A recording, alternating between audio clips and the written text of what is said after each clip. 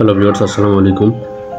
আপনারা বিভিন্ন পরীক্ষায় এই ধরনের অঙ্ক পেয়ে থাকেন যে দুইটি ক্রমিক সংখ্যার বর্গের অন্তর 91। সংখ্যা দুটি কী কী? তো এখানে একটা হবে ছোট সংখ্যা, আট হবে বড় সংখ্যা। তো আমরা এই অঙ্কটা যখন করব তখন আমরা ছোট সংখ্যা আগে বের করে নেব। তো লিখব ছোট সংখ্যা সহজ সমান। তো এটা সূত্র হচ্ছে বর্গের অন্তর দেওয়া আছে আমাদের। তো আমরা বের করব বর্গের অন্তর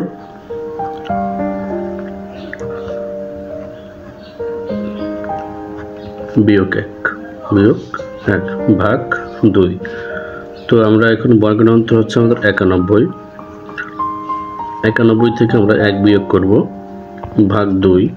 তো আমাদের এখানে থাকবে 90, এখানে ভাগ 2 সমান সমান 45। তো 45 হচ্ছে ছোট সংখ্যা। যখন আমরা বড় সংখ্যা বের করব তখন আমরা লিখব বড় সংখ্যা সমান,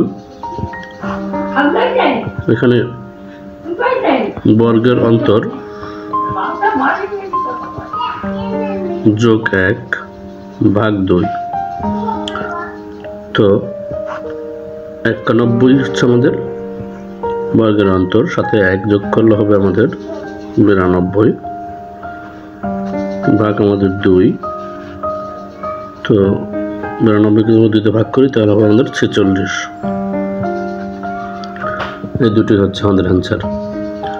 তো এখানে সংখ্যা দুটি হচ্ছে 45 এবং 46। তো ভিডিওটি ভালো লাগলে অবশ্যই চ্যানেলটি সাবস্ক্রাইব করে দেবেন। ধন্যবাদ।